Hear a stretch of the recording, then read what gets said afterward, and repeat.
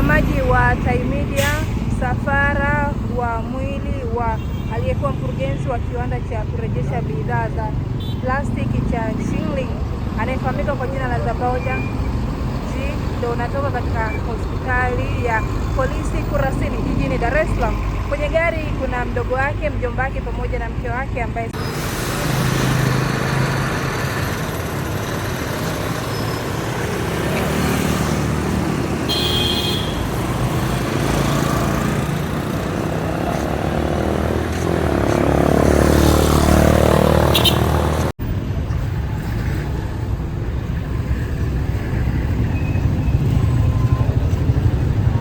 msafara wa mwili wa Mchina anayefahamika kwa jina la Baojang, raia wa China aliyekuwa mkurugenzi wa kiwanda cha Shilling ambaye aliuawa kwa kujeruhiwa na waliokuwa walinzi wa kiwanda hicho, umeanza kutoka katika hospitali ya Kurasini jijini Dar es Salaam polisi kwa ajili ya kuelekea kiwandani kwa ajili ya kutoa heshima za mwisho kwa wafanyakazi, ndugu, jamaa na marafiki, na kisha siku ya kesho utaenda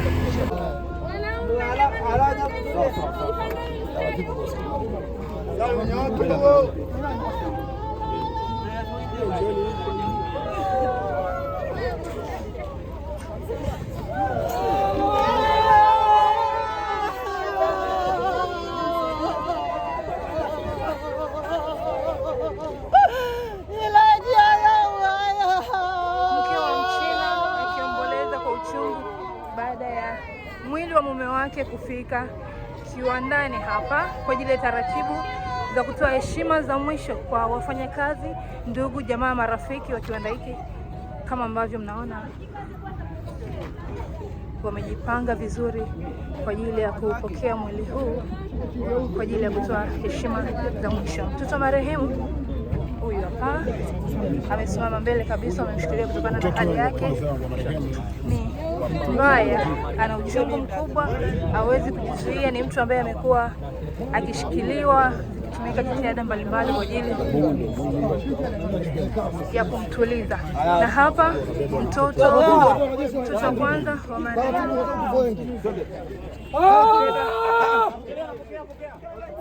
taratibu.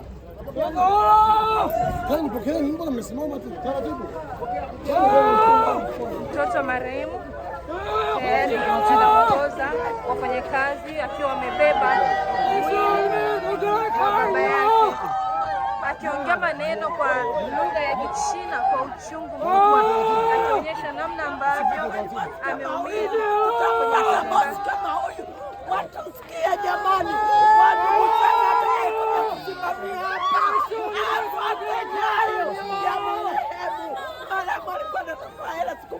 tumefanya kazi, anatupa 10.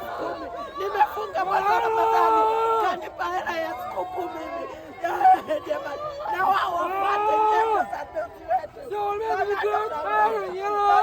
Mtoto marehemu Baojang akiomboleza kwa uchungu huku akiwa amebeba jeneza uliohifadhi mwili wa marehemu baba yake Baojang, ambaye alikuwa ni mkurugenzi wa kiwanda hiki cha urejeshaji bidhaa za plastiki kilichopo hapa Mabibo jijini Dar es Salaam. Mwili huu tayari umefika katika kiwanda hiki, mtoto wake akiomboleza uchungu mkubwa.